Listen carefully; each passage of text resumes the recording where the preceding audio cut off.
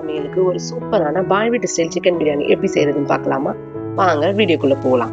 அதுக்கு முன்னாடி மறக்காம நம்ம சேனலை சப்ஸ்கிரைப் பண்ணிடுங்க.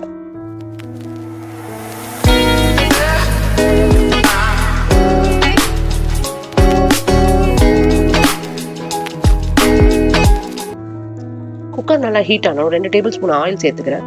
அதுக்கப்புறம் ஹோல் கரம் மசாலா ஸ்பைசஸ் எல்லாம் சேர்த்துட்டு ஒரு 5 பச்சை மிளகாவை கீரி ஆட் பண்ணிக்கிறேன். அப்புறம் தின்னா ஸ்லைஸ் பண்ண வெங்காயத்தையும் சேர்த்துக்கலாம். சேர்த்துட்டு நல்லா பச்சை வாசனை போகிற வரையும் நல்லாவே வதக்கி விட்டுக்கோங்க. கொஞ்சம் உப்பு வேணாலும் ஆட் பண்ணிக்கோங்க. ஸோ நல்லா வெங்காயம் சீக்கிரமாகவே வதங்கி போயிடும்.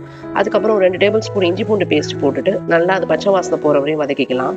தக்காளி ஆட் பண்ணிக்கலாம். தக்காளி ஆட் பண்ணி நல்லா கொலைய வதக்கிக்கணும். அதோட பச்சை வாசனை போகிற வரைக்கும் போய் நல்லா அது கலர் மாறுற வரையும் நல்லா போட்டு வதக்கிக்கலாம். இப்போ பட்டை கிராம்பு ஏலக்காவை நல்லா பவுடர் பண்ணி ஆட் பண்ணிக்கிறேன். இதுதான் இந்த பிரியாணிக்கு நல்ல ஒரு வாசனையும் ஃப்ளேவரும் தரும். ஸோ கண்டிப்பாக சேர்த்துக்கோங்க. அப்புறம் 1.5 ஸ்பூன் ரெட் சில்லி பவுடர் சேர்த்துக்கிறேன். இது நல்லா கலர் தரும், ஆனால் காரம் அவ்வளோவா இருக்காது. அப்புறமா ஒரு ஸ்பூன் கரம் மசாலா தூள் சேர்த்துக்கிறேன். கொஞ்சமாக மஞ்சத்தூள் சேர்த்துக்கிறேன். ஒரு 1.5 ஸ்பூன் மல்லித்தூள் சேர்த்துக்கிறேன். ஸோ உப்பு உங்கள் தேவைக்கு ஏற்ப இதிலேயே சேர்த்துக்கோங்க. சேர்த்துட்டு இந்த மசாலா எல்லாமே நல்லா பச்சை வாசனை போகிற வரையும் நல்லாவே வதக்கி விட்டுக்கோங்க. வதங்கினதுக்கு அப்புறம் இப்போ நல்லா கழுவின புதினா கொத்தமல்லியை ஒரு கைப்பிடி சேர்த்துக்கிறேன். ஸோ இது நல்ல ஒரு ஃப்ளேவரும் நல்ல ஒரு டேஸ்ட்டும் நம்மளுக்கு தரும். இதனால் நல்லா சேர்த்து நல்லா வதக்கினதுக்கப்புறம் சிக்கனை நல்லா கழுவி மஞ்சத்தூள் போட்டு கழுவி வச்சுருக்கேன். ஸோ அதையும் சேர்த்து நல்லா மிக்ஸ் பண்ணிக்கோங்க. இந்த மசாலாவோட நல்லா சேர்ந்து வர மாதிரி மிக்ஸ் பண்ணிவிட்டு இப்போ நல்லா திக்கான தயிர் சேர்த்துக்கிறேன். ஸோ இது சிக்கன் நல்லா சாஃப்டாக வேகத்துக்கு நம்மளுக்கு யூஸ் ஆகும். ஸோ நல்லா எல்லாத்தையும் சேர்த்துட்டு எல்லா மசாலாவும் நல்லா வேக வச்சுக்கோங்க.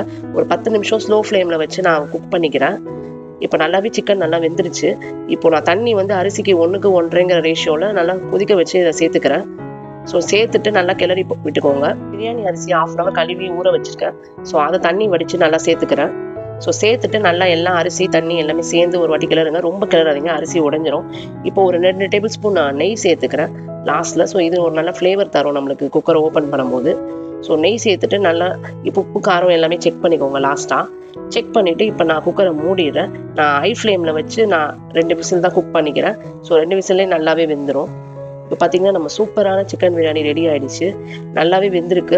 அந்த எவ்வளோ தண்ணி இல்லாமல் அடி பிடிக்காமல் சூப்பராகவே வந்துச்சு. ஸோ இந்த ஸ்டைலில் நீங்களும் சிக்கன் பிரியாணி வீட்டில் செஞ்சு பாருங்கள். செஞ்சு பார்த்துட்டு நம்ம கமெண்ட் பாக்ஸில் கமெண்ட் பண்ணுங்கள். ஸோ கண்டிப்பாக ஒரு பாய் வீட்டு ஸ்டைல் சிக்கன் பிரியாணி நம்ம வீட்டிலேயே செய்யலாம்.